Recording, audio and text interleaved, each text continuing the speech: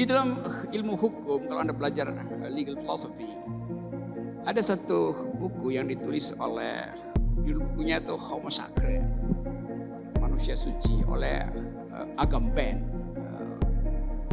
Nama depannya apa, Italia itu?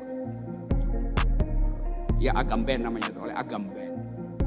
Dia terangkan begini, manusia itu dijadikan subjek hukum agar bisa dihukum. Tesisnya sederhana.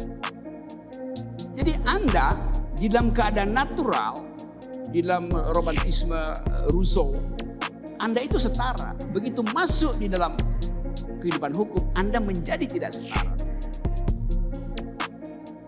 Saya kasih contoh cara melihat hukum yang kacau oleh orang Indonesia, oleh hakim-hakim Indonesia.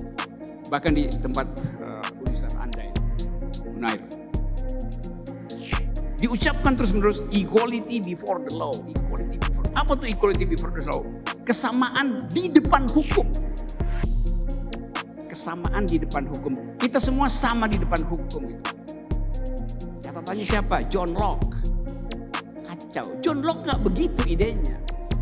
Bukan kita yang harus sama di depan hukum, melainkan hukum yang harus bisa diakses secara sama oleh kita yang berbeda. Itu yang namanya equality before the law. Jadi bayangkan ilmu hukum diterangkan dengan cara kacau karena nggak pernah membaca prime source dari legal philosophy. Itu pentingnya belajar legal philosophy.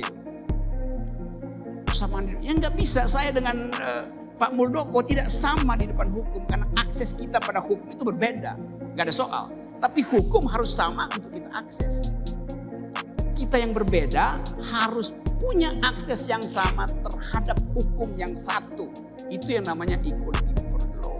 Kita yang berbeda, bukan kita yang harus sama di depan hukum, nggak begitu.